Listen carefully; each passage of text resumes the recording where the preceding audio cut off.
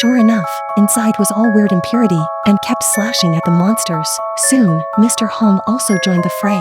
They descended deeper into the basement, seeing strange creatures everywhere, but Mr. Hong, with his holy protection, remained unharmed. Suddenly, a demonic wind blew him down. She got up and entered the deepest part.